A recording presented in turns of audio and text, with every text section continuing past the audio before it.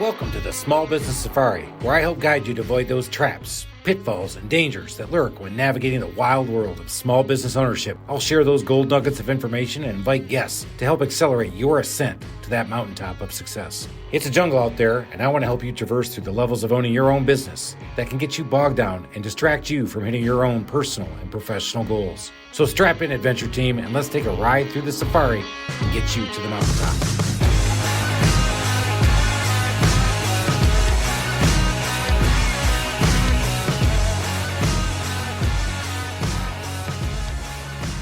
You got that look. You got that look on your face. I've got that look in my face.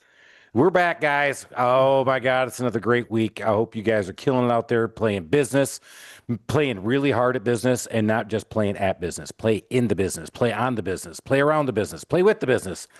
Or you're obsessed with the word play right now. I am. Where are we going with this? Because we played yesterday, Alan. Oh, we did. Alan and I had a former podcast guest, but also a good friend of Alan, who said, guys, I want to take you on this country club and play at this swanky golf course that Alan knows very well. And we snuck out and started at 2:30 in the afternoon in the fall and actually got all 18 in. Now, could we see anything on 18? No. Could we see anything on 17? No. Could we see much on 16? Only where the ball went short. That was it. But we got him in, everybody, and it was an awesome time. Great listener, been on the podcast before, and we've had both of those guys on the podcast. And he was celebrating a big deal. He was celebrating a big deal, which that's why I say we're playing here. I want to say we should take some credit for that, Alan. I mean, when somebody closes and exits their biz and gets a great deal, I think I got to say it's the Small Business Safari, bringing on the exit coaches we've had, talking all those things, helping him get his business together. I take credit. Well, and we did try to take credit because we pushed the bet up to 16 million on the last second to the last hole. I can't remember where we ended up. We played the last hole for $16 million. We pushed all the way to that because that's kind of the big rollers. We don't play for quarters. We don't play for 50 cents. We don't play for dollar bills. We definitely don't play for pennies anymore because they're not anymore. Although I did just go use cash and I got pennies back. I'm like, oh, can't wait for these things to be good. Are you sad about the penny? I mean, I got to ask an accountant. All right. So, Courtney, your first hardest question. Your first hardest question is, are you okay with the penny going away? I am. I've accepted it and I've moved on. I actually, when I was in high school and college, I worked as a bank teller, and so I do, hold actual cash and coin near and dear, but I think it's okay. Oh my gosh. There you go, everybody. If Courtney can let it go, you can let it go. And boy, you hit on something before I guess we got to introduce her first, then I'm going to go back to the teller. So Courtney, and I'm going to kill your last name because it's not. Well, have her say it. Yeah. Courtney, introduce yourself. I am Courtney Ronde. Oh, I would have gotten it wrong. Thanks for the admission. I know. Well, hey, she had been to move on, so I'm moving on. Courtney, CPA, not wired like the rest of us, but not wired like a normal CPA. We're going to get in some really good conversations about how she sees things in business, how she's helped people in business, how she can help you in business. But I got to go back to the teller. I've heard somebody tell me that one of the best jobs you can possibly get, and when I say somebody, I'm talking about Ed Crutchfield, who was the CEO of First Union, and I was sitting there in Charlotte, North Carolina, and it was every year he does the State of the Union, and he said the best job you could ever have is to be a teller because you have to be able to count money, you have to be able to interact with people with their most important asset, which is their money, you have to reconcile and be accountable to yourself throughout the entire day, and you have to smile while you're doing it standing up. How do you feel about that? I think you nailed it. Yes. I mean, that was definitely my experience. And one of the things I loved about it was the customer service aspect. I mean, back in that time, and this is, 25 years ago, people came into the bank. There were regular people who came into the bank. And so you really did build connections and relationships with customers. There were also commercial customers that would come in every day to, bring in a big deposit. And so bringing in the old money bag. Yes, exactly. Bringing in a money bag. And I also learned, I remember one of the first things that the head teller trained me on was the importance of following a consistent process, because if I would do things the same way each time, even if I got into conversation or if somebody was upset or somebody distracted me, I knew the order in which I did things, and you were much less likely to make a mistake if you followed a process. And so that was something I learned early on.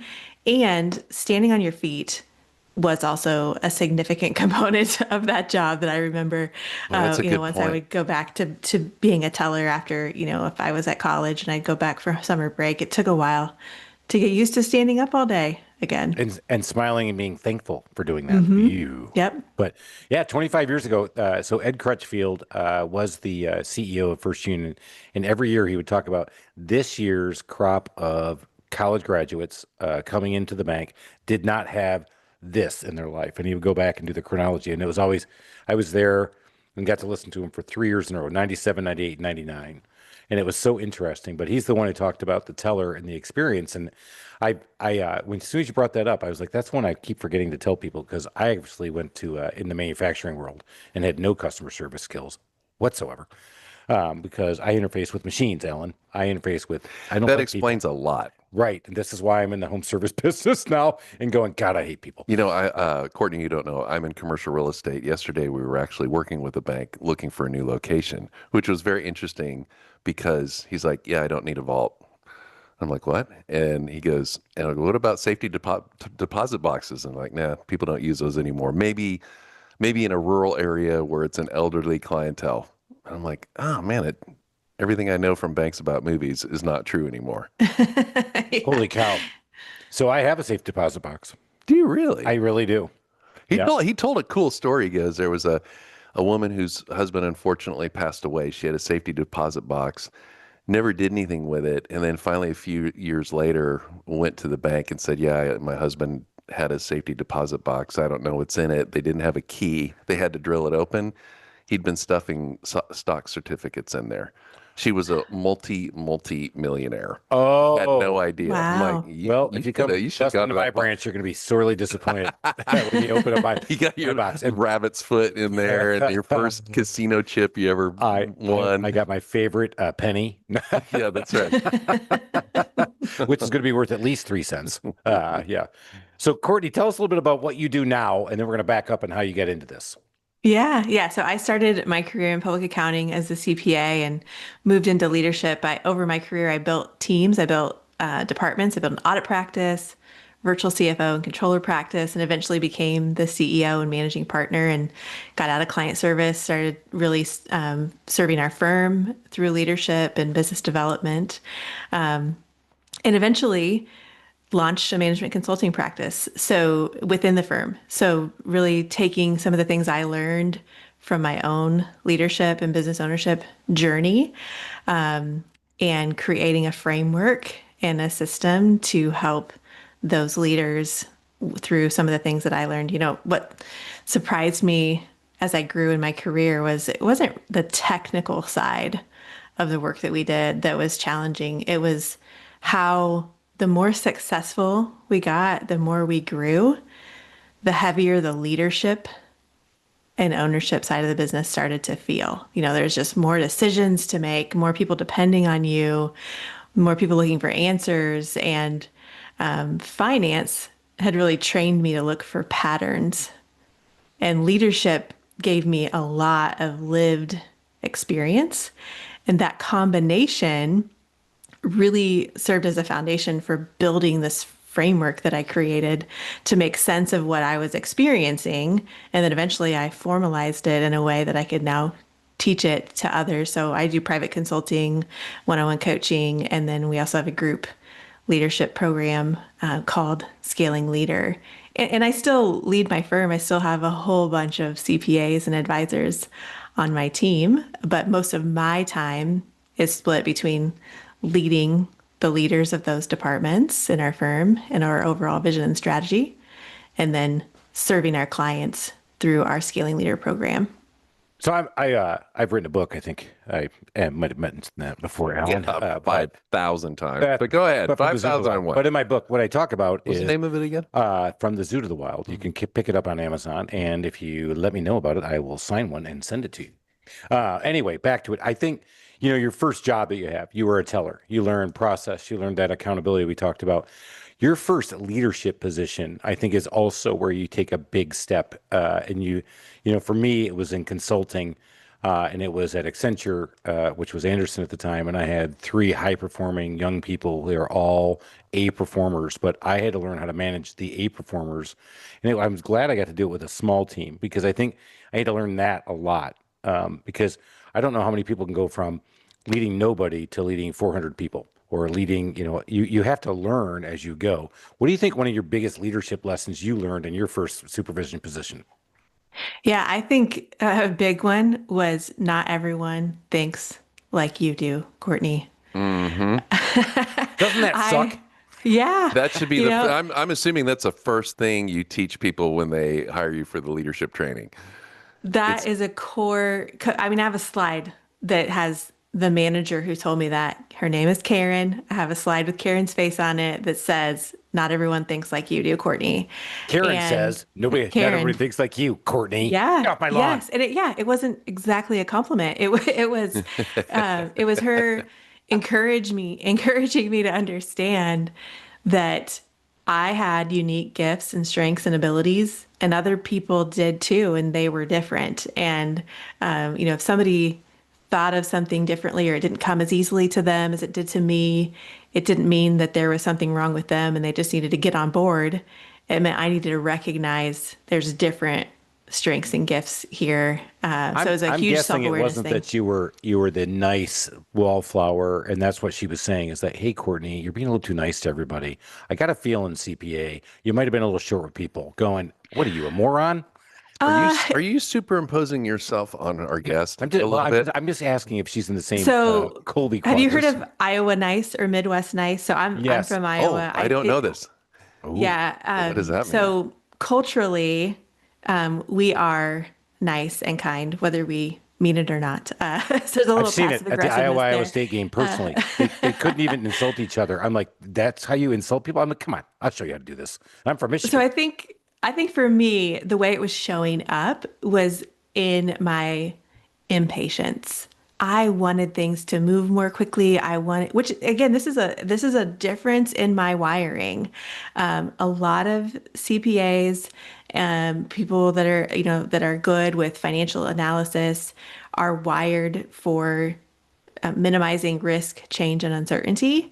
And I'm actually wired for innovation. I like risk, change, and uncertainty. I want to initiate action. I want to try something. I want to do something. And that could be frustrating for me if people didn't catch on as quickly, or they were pushing against change, or if something's not working, I'm like, well, it doesn't have to be this way. Let's change it. But most of the But people you did it around with a me smile, and push you back. offer them a little corn cob, maybe a little, we can have a Yes. little barbecue. Corn cob. Well, she's from Iowa. So There's so much flipping of corn there, bro. When I was there, oh my God. I was like, oh my, you guys are the corn capital. And I mean, I you get could to have said a bless them. casserole or a baked good, but you go straight corn cob. I mean, I that's did. insulting. Well, Alan, we've been doing this for how long now? Yeah. And you've been my friend for how long? That's We know right. that's what I do. And Courtney's going to sit there and smile because she's Iowa nice. Going, That's right. I I'm can't just believe I fine. signed up for this shit. Okay, Pretty, thank you. yeah. The corn on the cob is a little seasonal, but that's fine.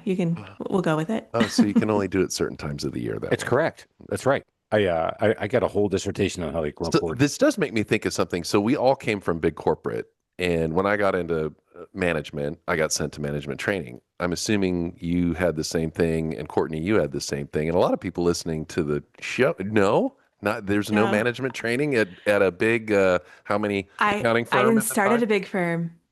Oh. But you go on, Alan. Finish yes, your point. please. But You finish that's it. actually Well, I was just thinking for a lot of our listeners, for those of us that left the corporate world and we were in leadership, odds are we had classic management training of some sort, which comes in handy. And you learn stuff like people aren't necessarily the same, or, how to deliver bad news, or how to get people, conflict resolution, all that stuff. But a lot of people listening maybe just started a business on their own, and suddenly they have a bunch of employees and they've got to start hiring leaders, and they have none of that training. And I mean, maybe they've got instincts for it, but wow.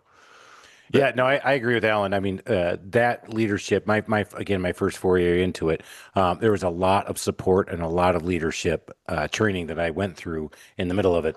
And let's just say, I wasn't top of my class. I did the same thing. I had to learn a lot. People don't think like you, but that's what makes your team better, is if you can get the best out of everybody and come up with better decisions and better results and better outcomes. And yeah, I get a lot Yeah, of training. coaching techniques, Yeah, Accenture all was, that stuff. and this I probably still are. I mean, that's why I still have stock in that company, because I learned so much there, and it really polished a lot of my rough edges. Believe that or not. I know there was Sorry. a lot of edges, friends. Oh, I lost Alan. me that one was I lost Alan. He just chortled. Courtney. You mean they used to be don't- rougher? Oh, 1,000% Okay. Oh yeah, I was horrible. Wow. Yeah, I was, dude. Yeah, come on. I mean, I didn't know how to deal with people. I mean, I was an engineer. I was I was like Courtney. I felt like I was an innovator and different, and trying to move things. So as you moved on and kept working up, let's go back to Courtney, shall we? Because the therapist. Usually, I'm Courtney, starting to usually text he wants to go back to him, and now I think I've touched a nerve here. I'm already And just. I you just texted my actually want to know what therapist. I'm like, Courtney has to I got say. another one. Yeah. Oh, we're gonna have to go talk through a whole other set of series of issues. No. So, Courtney, as you learned that, and then you implemented that, how big of a team did you end up getting to? Because I think that's the evolution you talked about, scaling. How did you learn that now they were your direct reports? Now you're influencing your reports of your reports of your reports. How did you learn that technique?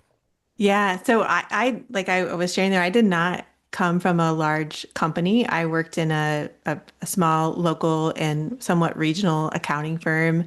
But at the height of our firm size, when I became the CEO, we had about 100 employees. I had 7 other shareholders, other equity partners.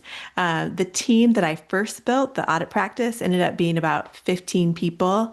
And so really, whether you're leading a large team or a small team, what I learned through that was there are people have different strengths, gifts, abilities. The more they understand them and leverage them, the more effective they are. Yeah, And well the more said. effective they are, the more they get done. And usually the more fulfilled they are. And people who are fulfilled because they're playing to their strengths are more engaged. They stay longer. Yeah, And less so likely to there's leave. Yep. Right? yeah. So there's I mean, it sounds very altruistic and I am a person of faith and I do think that is true. But even if you don't buy that side of it, the business case is when people play to their strengths, they're more effective Hence and the they're more word play, Alan. engaged. We started with play. We continue with Yeah, play. there you go. When you're Yeah. playing And at work, so you're not working.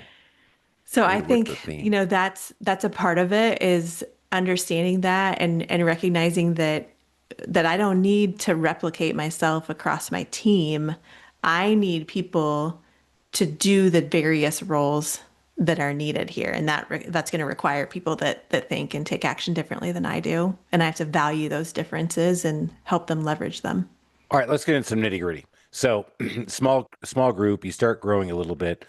What are some techniques you can learn early on? So again, we can talk about the leveraging their strengths, but some techniques or things that we can put in place in our own businesses to help us. Well, one of the things that helped me grow that first division that I built, the audit practice, was getting really clear about our vision, who we wanted to become. And most audit practices at that time were serving clients all across, geographic areas. There was a lot of travel involved with being an auditor. Most auditors would travel for the whole week. They'd be home on the weekend, and it was long hours. It was compressed into January, February, March, because a lot of businesses have audit filing deadlines of 90 or 120 days after year end. And I didn't want to build a practice with travel and with compressed work. And so I was clear on that, and I looked for specialized areas of work that we could develop expertise in that spread the work more evenly throughout the year. And I constrained us to same day travel at that time within central Iowa. And we built our practice because that was what we wanted. But we were clear enough on it that it became a filter for making decisions. Do we take this client or not? Do they align with who we said we want to become, or do they distract us and push us away? So who's the one who made that decision on who to let the clients in? because I've heard this before. One of the things you can do as a leader in the company is you keep the jerks out. You let, and I said jerks because she said she was a woman of faith, so I don't want to upset her anymore. That's not the word I would have used. But you decide who comes into your company. How did you filter that? Was that you who made the calls on the clients and the direction? It was in that situation because I was the audit partner building that practice. And so I was going to be the one signing the reports. I was responsible for growing the area, which meant I got to grow it in a way that aligned with what I wanted. But I also had the responsibility of it. And it can be tempting when even if you're clear about what you want, if you're trying to hit a certain revenue target or you're trying to hit a growth goal or you've got people that you've hired and you need to utilize them, it can be tempting to push those boundaries and kind of take, we'll just make an exception here and we'll take this client even though they don't fit. And yeah, we'll go ahead and travel. And yep, we'll add another job into this window of time. And we certainly did that. We've done that over and over again across the different departments that we've built. And then we recognize it and we think, why do we do this? We always regret it when we do this. And so the clearer your filter and the stronger your boundaries are of holding it, the better you're able to build what you actually wanted. But I find a lot of people don't take that step to get clear about what they want, so they don't have a filter. And that filter can help you attract and filter out, attract the right clients, filter out the wrong ones. Same for your team. I was able to recruit and retain people way easier than my counterparts in the profession because most other audit firms were trying to attract people that were okay being gone all week and turning their life upside down for the first quarter of the year. And I was clear that's not what I wanted. I didn't want it for me. I didn't want it for my team. And so that clarity, whatever it is for the business, that was just an example of our situation at the time. It can filter your opportunities and it can attract the right clients and the right people. Did you find that it made your sales process easier? I mean, it takes a little bit of pressure off, and almost you become that. I don't know. I mean, I could see some clients wanting to like, no, please take me, and you're like, I'm not so sure that you fit in what we're looking for, and you can kind of play hard to get. Yeah, exactly right. It feels like a little bit of reverse psychology. Yeah, for sure. I think the biggest challenge for me was being willing to say no and turn somebody down, especially if you felt any amount of pressure around hitting a revenue target. But again, every time that we made an exception, we regretted it. And so then we just learned to be more intentional to hold those boundaries. And it absolutely was helpful in filtering out the clients that didn't fit and saying like, I don't know if you're the right fit, or, we've got a window of time here where we're really full. We've got another window of time over here where we're available. If you're willing to let us put your engagement here, in May instead of March, then we can take you. And so it just allowed us to build something that I wanted to be part of, and then it was really easy for me to attract and retain people to be part Did you of. develop like a checklist or an interview question or an intake form? What are those questions you would ask? Yeah. We would try to understand what, in this particular case, this was an audit practice. And so most people don't want an audit. They have to have an audit. And so we try to understand who's requiring this. Is it really required? Because sometimes people would be confused about the requirements. And so we're really trying to assess what is the requirement here? What's the timeline that it's under? Is there any flexibility around that? And then it was mostly understanding the risks of the engagement and whether or not it was going to be something that was, a drain on our team or a huge mess that we'd have to clean up. How likely was it that we could hold the scope of what we were estimating? And so, those are things that I think the transferability to anybody that's, delivering professional services or deploying people to serve clients, if you're especially on a project base, we're really trying to understand scope and fit. And can we do what we say we're going to do when we say we're going to do it and be profitable in doing it and not mess up all of our rhythms? Forgot that part, that profitable part. And be profitable, yeah. I forgot that part. Yeah. That's funny. So I was thinking the way we could really flip Courtney on edge is bring her to Atlanta and have her say, "Hey, you said 1 day travel, so we're gonna put you in Atlanta, and we're gonna tell you that you're gonna go from Peachtree Corners to Peachtree City. You tell me how you're gonna get there." And she's like, "Well, you go north, and then you go west, and then you go east, and then you hit this light, and you go because in Iowa it's all grid." And here, girlfriend, we have no grids. We have no patterns. We have no idea where anybody's going. Atlanta is the only city you can be in Atlanta and still be an hour away from Atlanta. And it just happened to one of my buddies yesterday. So as you navigated that mess that is Atlanta, and you try to put it and make it more like the Iowa grid system in the Midwest, where they all had the ability to make the grids happen. As you do that, how do you find that it's a lot of resistance to get people to follow your process when you're intaking them or bringing them in? No, what I found was people love it when you're clear and you guide them.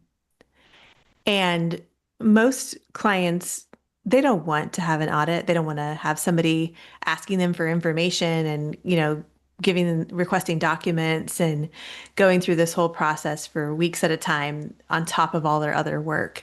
And so the more effort we put into project management, leading our projects effectively and leading our people on the engagement teams effectively, the more our clients valued our approach.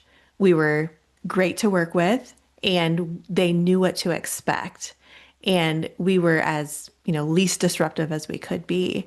What we did was we looked at the problems that these clients experience with other auditors. It's disruptive. Maybe they're disrespectful. They're condescending. They're trying to act like, the police, like, "Oh, I got you. I found something you did wrong."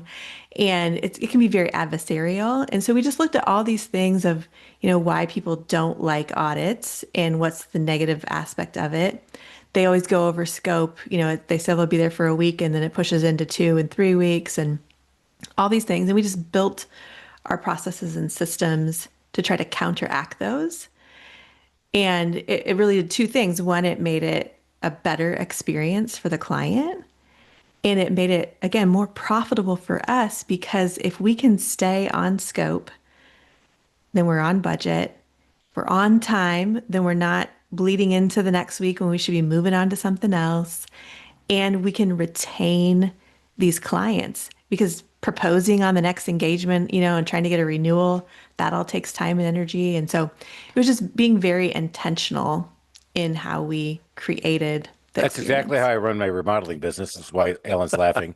My next business is going to be called Just Give Me 3 More Days Consulting, contracting business.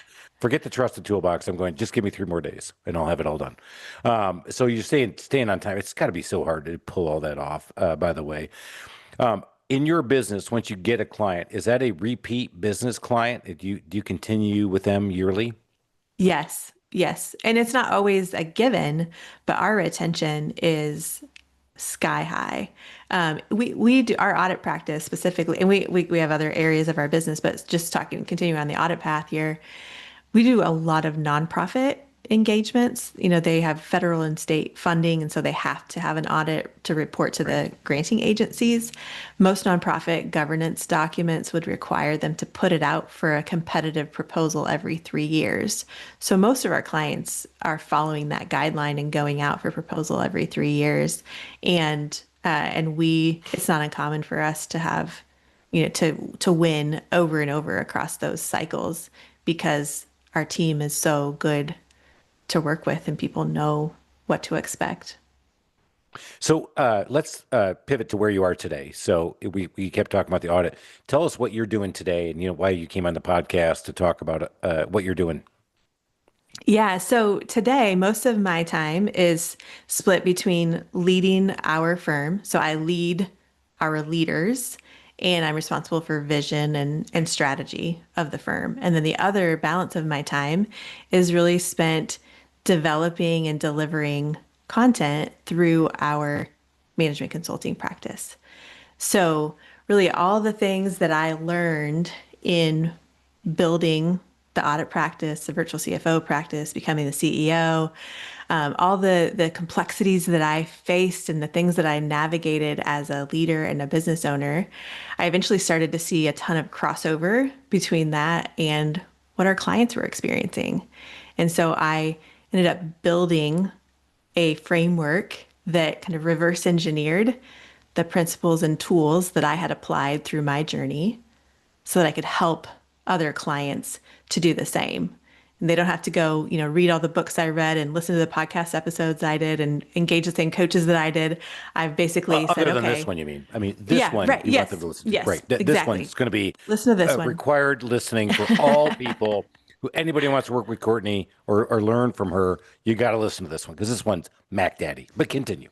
Yeah, but I took essentially, this, 10, 15 years of experience in what I learned through podcasts and books and coaching and what I experienced in leading and growing those different segments of our business and just, formalized it into a framework that I can now use to guide other leaders on their journey through business ownership as well. And what are the typical companies that you're engaging with on the management consulting side or the no? You mean size-wise? Yeah, so we work with established, successful small businesses. So generally they're 3 to 20 million in revenue if they're a service-based versus product-based business.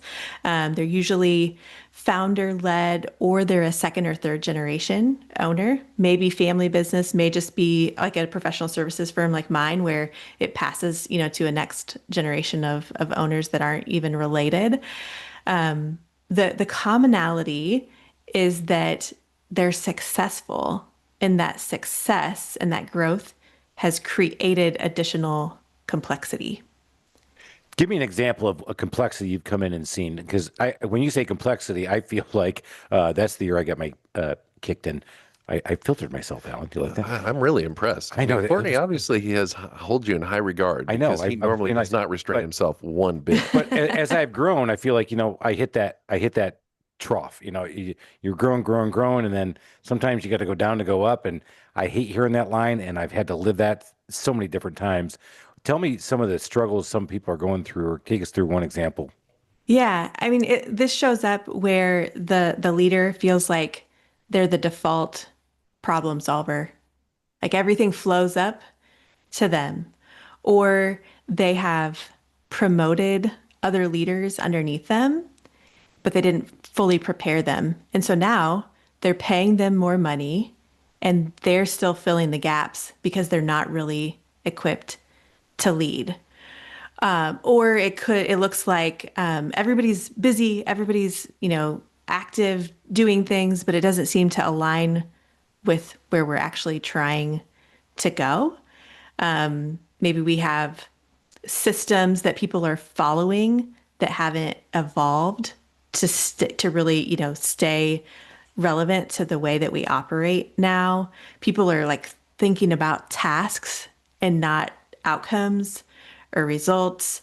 It's not like people, maybe they're still profitable, they're still successful, they're still growing, but maybe the margins are getting squeezed a little bit or the cash flow is getting more unpredictable. But a lot of it is just leaders, business owners feeling like, man, why does this feel so heavy? Like I'm the only one who cares about this bigger picture, who can actually innovate and solve a problem, or why do I always have to step in and fix things? It's that kind of thing. Because they've set that pattern, though, right? So are you stepping in and teaching them how to develop leaders at that point and let go?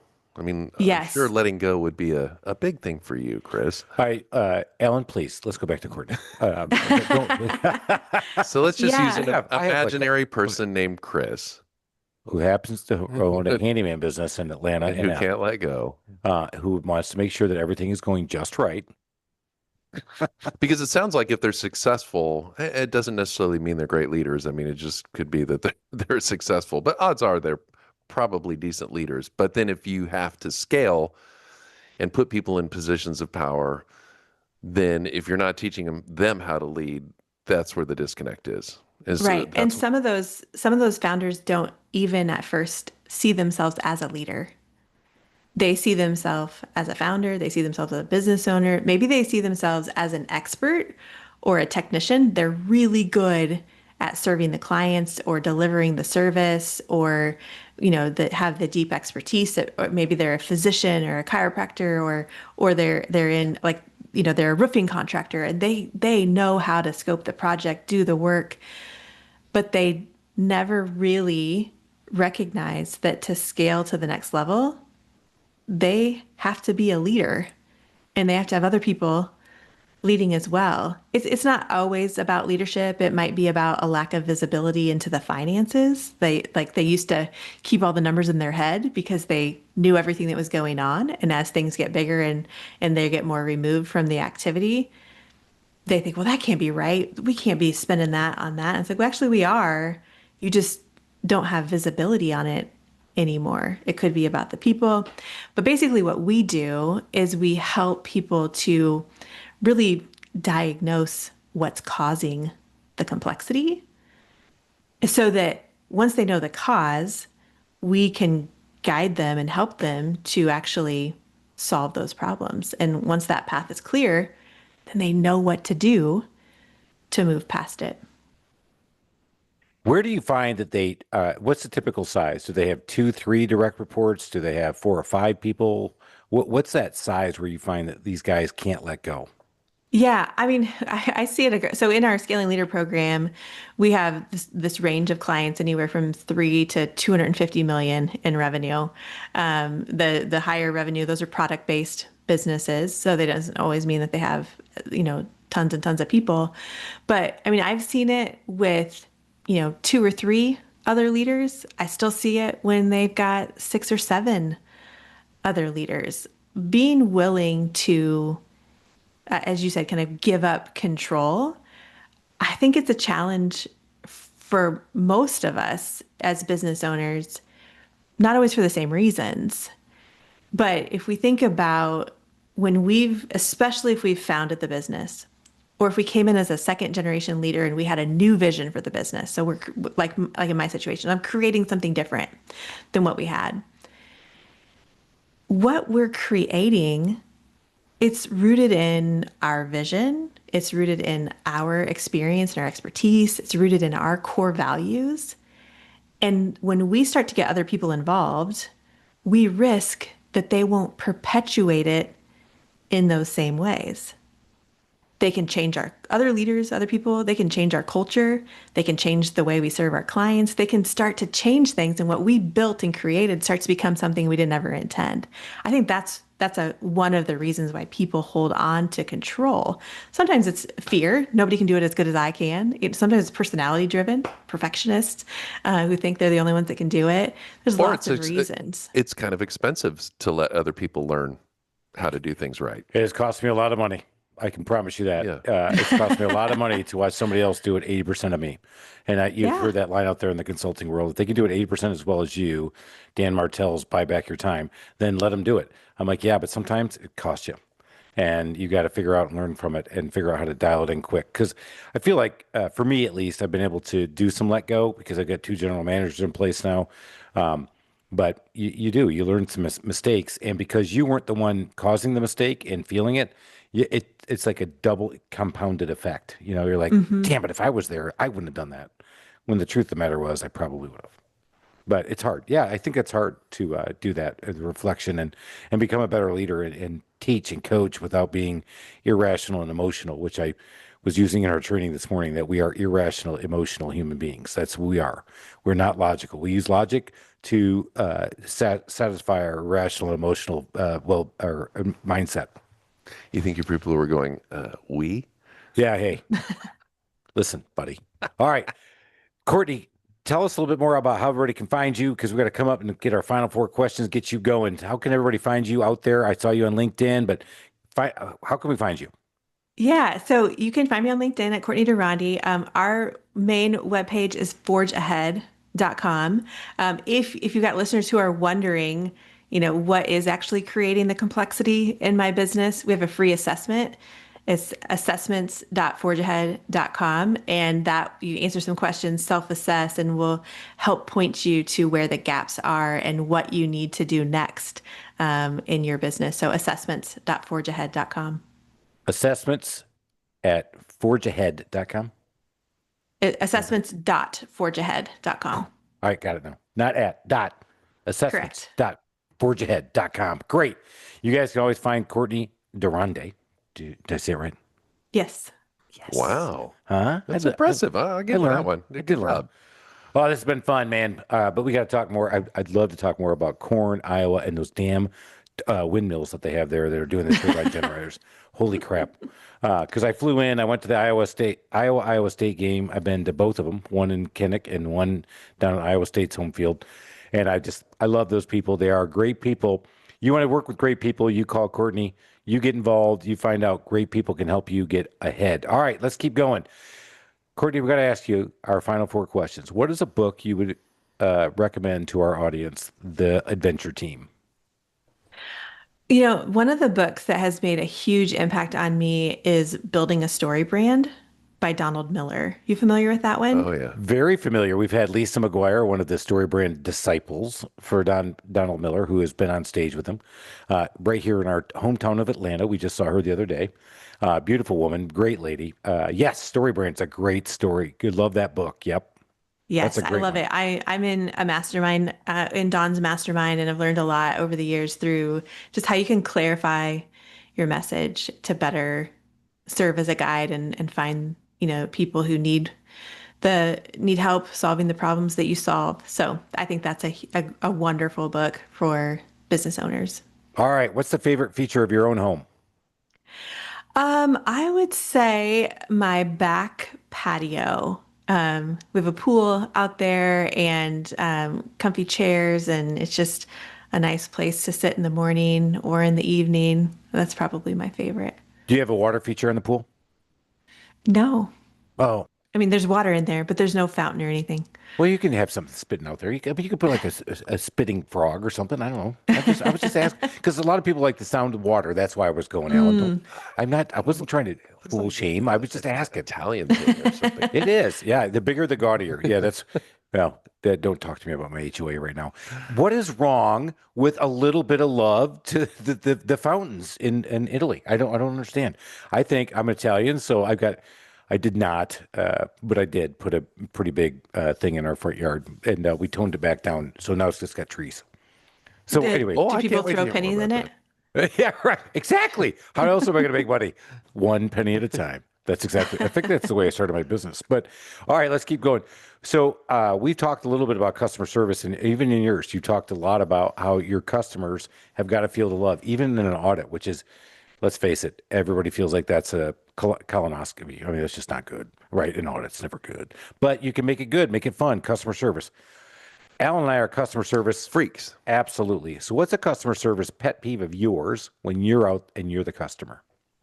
I think when people don't recognize the value of the experience, that the way we experience their store or their team, the way you make people feel through just the environment that you create, I think some brands, some businesses diminish that, and that's a huge pet peeve of mine. One of my personal values is beauty and aesthetics, and there are just some people that don't recognize that that's important, and that can influence how people experience your environment or the people serving you. That's a good point. Like if you went to a hole in the wall Vietnamese place and the lady was, this little short lady saying, "What you want?" As opposed to having some flowers on the table would be a little nicer. Alan. Thank you for that reference, Chris. That's a topical reference, really. Inside joke, everybody. That's why you listen to Small Business Safari. Don't forget to tell your friends, tell your family, tell your kids. Everybody go out there, follow us. Check it out, man. This stuff is hot. We're having a lot of fun. Checking out Courtney. Now we're going to talk to Courtney about something that we really love to hear about. Give us a DIY nightmare story. I'm guessing she's never made a mistake. Well, I am a perfectionist and an improver by personality, but my husband is incredibly handy. And so he's really the one who has done any kind of DIY or home improvement project, I don't know that Well, I've now's ever your tried chance to throw him under the bus. Let's just do it, man. Just back it up. He's not going to listen to this thing. Let's just take him out right at the legs. He's so good. He's a self-employed contractor. He's very particular. Trying to think. I bet there was something like early on in our marriage when we were just learning. But I can't even think of anything because he's so handy, and I've been spoiled that if I have an idea for something to do, I don't have to do it because Even my perfectionist father-in-law it. cut my gas line going to the pool, and it was him, not me. And that was like, and it was so good because we did it in like 94-degree heat. They're all, my dad was in town, her dad was in town, and we're out back doing everything. And they're from Michigan, and so we're in this heat, and we're just digging a trench for a gas grill that I wanted to put out back. And he hit the gas line, and Oof. we sat down at dinner that night. At the end, he goes, "You know what? My only regret is that it wasn't you." See, Well, I got I will so say, many, Courtney. I can tell myself a lot. there was, so when I was pregnant with our first child, we were remodeling our house and he got a little behind. He still did it beautifully, but he got behind. And so I was, 2 days before my due date, 9 months pregnant, walking That's 3 months past nesting. walking this like 2x10 plank from, the master bedroom to the stairway because the floor was being refinished underneath of it. I got clear, up there and had to, and like I'd take out food and I couldn't get to the kitchen to get a fork. And I was just like, I was pregnant. He wasn't home. And I do remember that being a bit of a nightmare because Now the we're timing. talking. See, now we got things we can talk about when you go home and talk to your husband tonight. Remember this? Let me tell you how pregnant I was. Did you carry that kid? I did. You didn't. Listen, buddy, I couldn't get my food, and you had that 2x10 in the way. I'll allow it. Thank you. That was a good one. I actually, now we got to something. Now we're living more by life. Courtney Durand, this has been great. Thank you so much. Durande. I love that phrase. Been great having you on. Thanks so much for coming on the Small Business Safari. Guys, if you didn't learn something today, man, you weren't paying attention. Drive that truck. Just don't drive it into somebody. And if you see a cop behind you, do not punch it. Do not try to take off. They are going to catch you. You can see the cop shows. It's not good. Body cam footage is getting way out of control, by the way. Alan, I wasn't on it. Good news. He didn't have it on. Well, All right. that's because you have 8 student driver stickers on your bumper now. That's impossible. You can't have 8 student driver Yes, you bumpers. can. If you I do, took a picture of if it you do, too. you're not listening to this podcast because we go out there, we make it happen. Go take advantage. Let's make it a great week. You got to get out of here. Cheers, everybody. Thank you for listening to this episode of the Small Business Safari. Remember, your positive attitude will help you achieve that higher altitude you're looking for in the wild world of small business ownership. And until next time, make it a great day.